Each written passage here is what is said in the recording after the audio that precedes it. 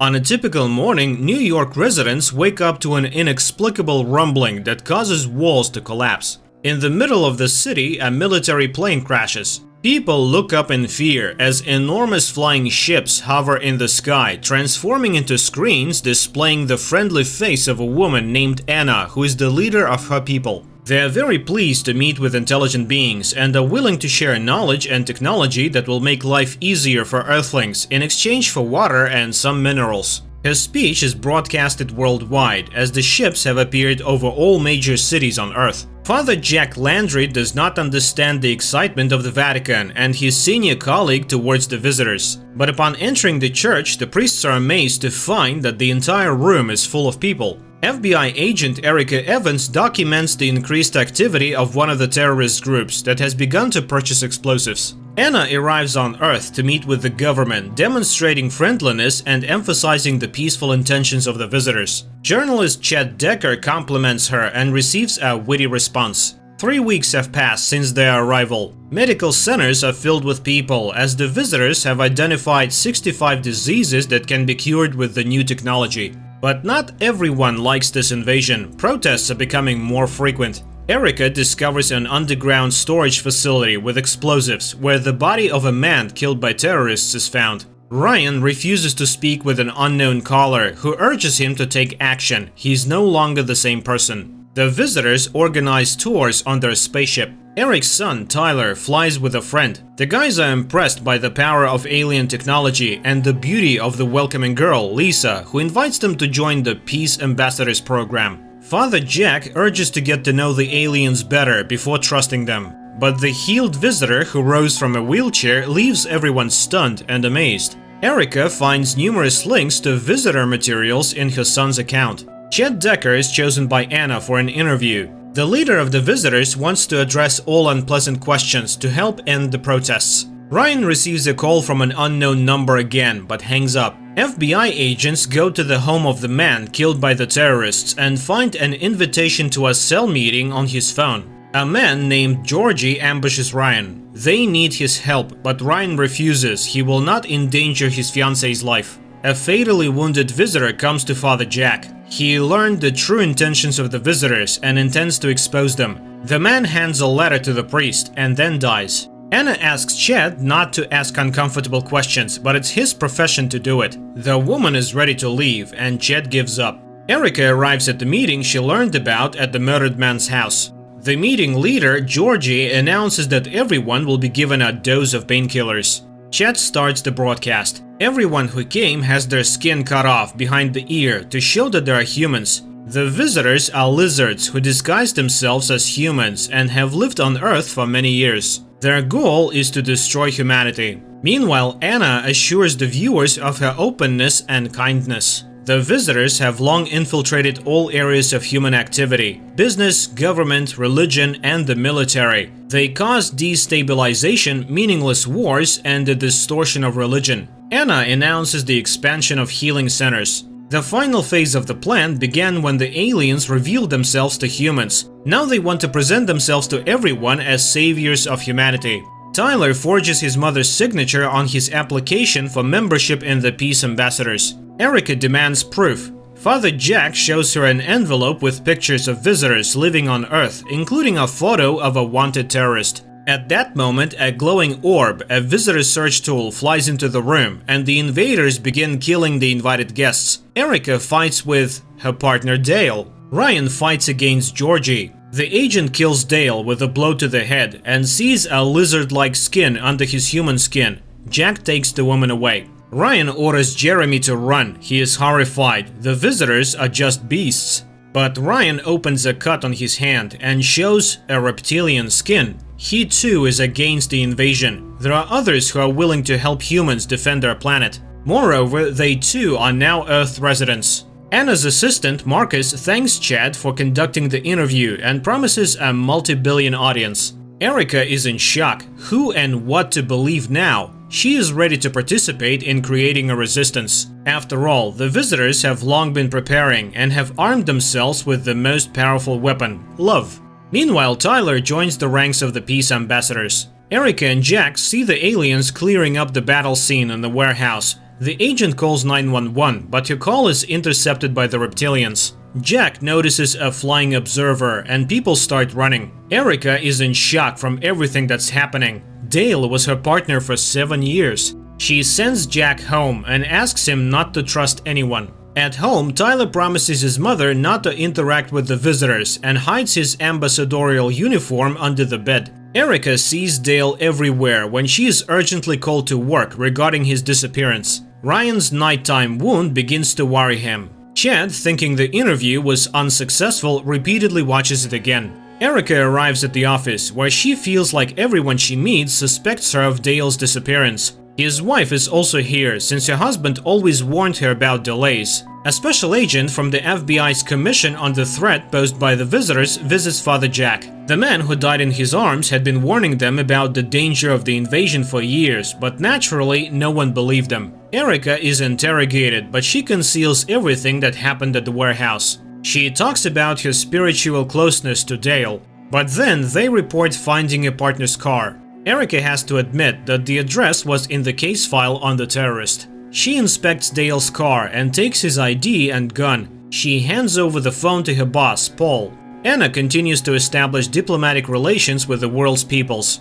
Chad looks at the ratings. The interview turned out to be polished, so the viewer ratings were low. He intends to show all his abilities. Tyler goes to the alien base. The agents search the warehouse, and Erica has to say that they were afraid of a leak, so they conceal their trip here. On the alien spaceship, they are interrogating the only rebel captive in the storage room. They are intimidating him by saying that he has multiple poisonous snakes on his body and demanding that he name the attendees at the meeting. He doesn't know. The visitors intend to prevent a new wave of resistance. Ryan goes to a repair shop to see his former comrade in arms, Angelo. Erica, who is worried, meets Jack in the FBI hallways. Lisa watches Tyler handing out leaflets to protesters and witnesses his fight with one of them. Angelo fixes Ryan's hand. It becomes clear that the mechanic is also a reptilian and he has no intention of returning to the resistance. Ryan confesses that he is in love and suddenly feels unwell. Angelo doesn't believe him and administers some kind of medication. Erica reprimands Jack for giving the photos to the investigation. She asked him not to trust anyone. Paul calls her again and accuses her of lying. He plays a recording of her 911 call. Evans has no choice but to admit that she was also at the storage facility. But she couldn't tell the truth because she suspected Dale, even though she had no evidence. She was waiting for backup, but it never came. Paul confesses that there is no record of a call in the call center, which means Dale is really a traitor. Chet Decker hosts a show where his guests discuss the visitors. Erica goes to Jack and asks for his help, but Jack is not willing to get involved. Erica discovers that Dale had a second phone. Ryan wakes up. Angelo has escaped. Erica reports to Paul that all calls from Dale's second phone were made half an hour before the planned FBI operations to capture the terrorists. That's why the FBI couldn't catch them. The agent doesn't think that Dale will show up. Angelo calls Ryan and gives him detailed information about his fiancée, Val, including diagnosis of her illnesses. If he was able to find all this, the visitors will certainly be able to as well. Lisa reports that the council intends to expel Tyler from the program. Chet proves that he helped Anna in his program. The increased ratings attest to this. And next time he will announce the terms of his collaboration. Later, he announces the government's decision to issue visas to the visitors. Anna thanks the Earthlings for their trust. After all, they always come in peace. Jack finally goes to Erica, and she shows him a list of those who have ever reported aliens to the FBI. Among them, you can clearly find allies. Val boasts that her psychotherapy business is booming and asks to see her hand, but the wound is already healing. And then she notices an overturned photo from which a business card with the name Cyrus falls out. Ryan reassures her he is a former acquaintance. Erica thanks his son for keeping his promise while he looks at Lisa's photo. The agent destroys Dale's photo and he regains consciousness on the table of the reptilians. America grants visas to the aliens despite the incessant protests of dissenters. Chad is proud of his help. Father Jack listens to confessions and is horrified. Almost everyone complains of losing faith in God. Erica reviews the lists of people who contacted the FBI and asks Tyler not to go into town. but the boy refuses to listen to his mother. Jack is upset about what's happening. Why are the visitors doing this? The woman is sure that the people are needed for some reason. She narrowed down the list to a couple of hundred people in the accessible area. The visitors receive a threat of physical violence, and Erica is summoned to the embassy. She is ready to help the aliens so as not to turn them into martyrs. Ryan escorts Val to work and goes to meet Georgie, who is scared of the raid at the warehouse. Ryan reminds him of John May, the leader of the Fifth Column who headed the first wave of the protest. They retreated and surrendered at the time, but now there is no turning back. Survivor Dale asks for help to remember who killed him. Mary Faulkner, the wife of the fighter pilot who died on the day of the arrival, leads a growing movement against the visitors. 642 people died then in accidents and disasters. Anna assigns a task to find out everything about the woman's family. Tyler is upset about his suspension, but does not want to ask Lisa for help. Erica is assigned a partner from the visitors to catch whoever threatened them and gain access to a secret observation post. Jack finds Georgie's personal file and reports it to Erica. Meanwhile, Ryan goes to Cyrus. Anna holds a meeting with all the ship captains and orders them to monitor all outbreaks of disconnect. Dale realizes that someone saw his true face. Jack goes to Georgie's house and learns about the death of his entire family, after which the man speaks about the visitors. He asks for help in contacting him. Cyrus promises to give Ryan addresses and phone numbers, but points a gun at him. He must surrender it to the visitors, then they will connect him. Ryan is in shock. Does he believe in the visitors? Anna gave them bliss and controlled them that way. Ryan attacks Cyrus. Erica inspects the embassy building and finds 2 dead guards. It becomes clear that the shooter is dressed in visitor's uniform, but there are hundreds of them here. Nevertheless, Erica finds a suspicious man and manages to neutralize him just before he shoots Marcus. Lisa meets Tyler. He will be reinstated in the program. The visitors take away the man who attempted to attack Marcus, but Erica manages to infiltrate the video surveillance center. She realizes that there is a camera embedded in each messenger's uniform. The agent has to leave without seeing his son on the screen in the guise of a peace ambassador. Anna rehearses condolence speeches and goes to meet Mary Faulkner. Marcus thanks Erica for saving his life. Dale is shown a restored version of his office and begins to remember his past life and realizes who knows his true identity. He intends to kill Erica. Georgie meets with Jack. Dale was killed by a visitor who turns out to be a member of the Fifth Column. Mary Faulkner speaks to the gathering. To people's surprise, she is now on Anna's side, who once again speaks about peace. Marcus arrives at Cyrus's house, but finds only the remains of the reptilian and a note that John May is alive. He understands that the world is about to end. Lisa comes to Tyler's house, but their love scene is interrupted by Erica's arrival. The girl removes her uniform, and Erica does not understand that she is a visitor. The resistance movement suffers a heavy blow. Miss Faulkner's forgiveness and mercy towards those who attacked the visitors changed public opinion. But it turns out that the whole story with the attacker was a setup. Erica tells Jack about the cameras in the uniform and asks him to be more careful. Georgie and Ryan come to meet them. Lisa tells Anna that Tyler is approaching. Anna thanks her daughter for doing an excellent job. Jack gathers Erica, Ryan, and Georgie in the temple. The company makes plans to save the Earth from the visitors, sharing information they have gathered. Erica is wary of the fact that Ryan knows too much about the invaders. Georgie suggests catching one of the aliens and performing an autopsy to show the world what's inside. But his companions do not share this idea due to the risk of exposure and because the method seems too barbaric to them. Anna learns that Dale was killed on her ship, and she's not willing to allow the presence of a member of the Fifth Column on board. She tasks Joshua with finding the culprit among the medics involved in Dale's death. Tyler wants to talk to his mother and tell her the truth about Lisa and his acceptance into the Peace Ambassador program, but Erica is too busy searching for information about Ryan and finds it difficult to make time for her son. Valerie complains to Ryan about feeling unwell and tries to make an appointment with the doctor, which greatly concerns him due to her heart problems.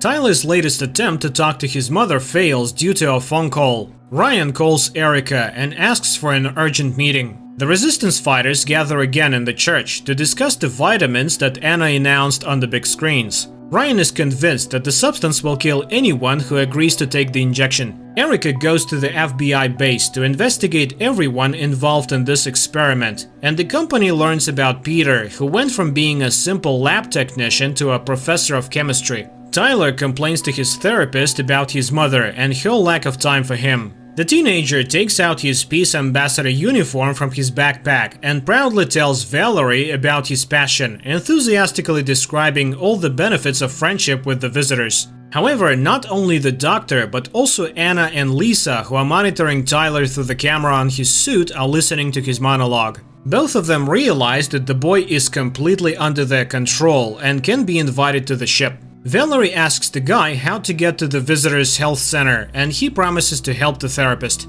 The company comes to the parking lot of the health center to keep an eye on Peter and get the information they need. But they are unable to learn anything because the reptilian eats a pill that every visitor has, leaving only a handful of ash. Nevertheless, the meeting is not in vain. Erica convinces Ryan that he is a visitor and he has to tell her about the fifth column. In Peter's documents, Erica finds receipts from a transportation company that was associated with the chemist. Anna lines up all the medics to interrogate them personally. Joshua's informant confesses to the deed so as not to betray the entire community, and Anna orders the head of the medical service to personally execute the traitor in the most inhumane way possible. Lisa brings Tyler aboard the ship to introduce him to her mother, and when he finds out that it is Anna herself, he is very surprised. Anna takes Tyler on a tour of the most restricted areas of the ship, constantly emphasizing his uniqueness and her special relationship with her daughter's friend.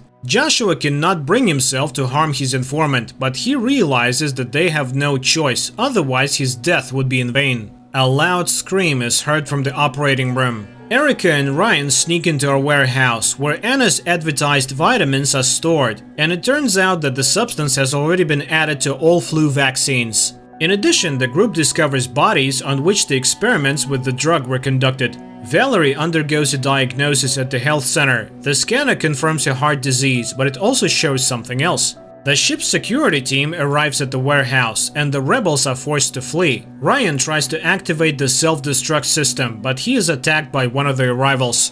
Erica defends her partner, and as soon as they leave the warehouse, an explosion occurs. The group manages to take one vial of the drug as evidence with them. Anna conducts a bliss session on the ship, reading a meditation over the loudspeaker that induces everyone into a state of paralysis and happiness. Even Joshua, who was being torn apart by guilt a moment ago, forgets about the situation and enjoys the Queen's voice. Ryan returns home to happy Valerie, who tells him that they are going to have a child. But Ryan shows with his appearance that he is scared, keeping it a secret from her. Jack returns to the church and finds a stranger there who asks him to confess. When the priest approaches the parishioner, he is struck. Erica finds out that Tyler is on the ship. She tries to call his son, but he rejects her calls, charmed by Lisa. The parishioner from the church comes to Erica's house, but she manages to fight off the attacker. Valerie is surprised and scared. Her pregnancy is developing too fast, and she already feels the baby's movements in the first few days. Ryan understands what is happening, but he is afraid to tell his fiancée.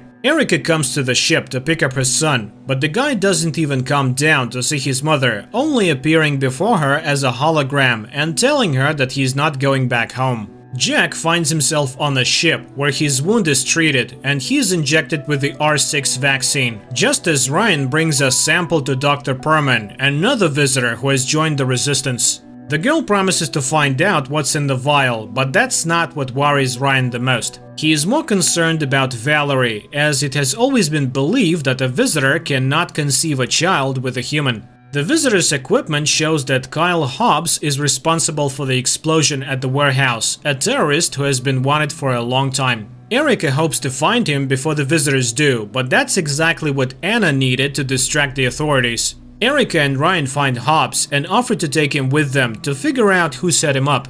Lisa is viewing Tyler's memories by immersing him in a special machine. Anna allows him to go home and say goodbye to his mother and voice his adult decision. Hobbs is brought to the church, and Georgie brings Jack there, who does not tell his friends about the vaccine. Dr. Perman has just tested the drug and found that it contains a molecular mixture that penetrates the DNA. It interacts with the human genome and emits a wave as a transmitter, marking people like wild animals. Jack's avatar lights up at the ship's pickup point. Tyler confesses to his mother that he is the peace ambassador and demonstrates his uniform, causing the woman to choose her words carefully. She is unable to dissuade her son or tell them the truth, as she knows that a camera and microphone are embedded in the visitor's clothing. Valerie sits down to eat, but the home-cooked food does not go down well. However, catching a mouse in a trap stimulates her appetite, which scares her greatly. Anna chooses one of the contenders for creating an army based on their scent and takes him to her chambers. There, the queen quickly goes through the process of creating a new being, after which she eats her partner.